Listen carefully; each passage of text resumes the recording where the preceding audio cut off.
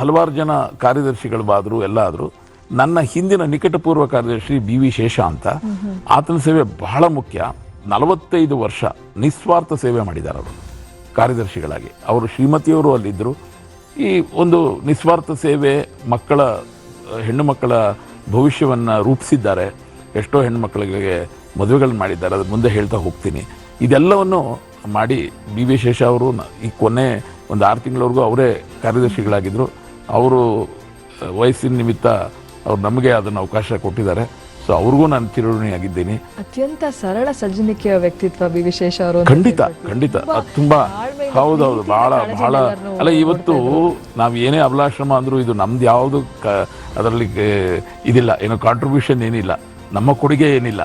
ಅದೆಲ್ಲ ಅವ್ರುಗಳು ಮಾಡಿರೋದು. ಅತಿ ಹೆಚ್ಚು BV ಶೇಷ ಅವರು ಮಾಡಿದ್ದಾರೆ ಅಂತ ನಾನು ಬಹಳ ಹೆಮ್ಮೆಯಿಂದ ಹೇಳ್ತೀನಿ. ಖಂಡಿತ ಈ ಕಾರ್ಯಕ್ರಮದ ಮುಖೇನ ಕೂಡ ಬಹಳಷ್ಟು ಹೆಣ್ಣು ಮಕ್ಕಳ ಪರವಾಗಿ ನಾವು ಅವರಿಗೆ ನಮನಗಳನ್ನ ಇಷ್ಟಪಡ್ತೀವಿ.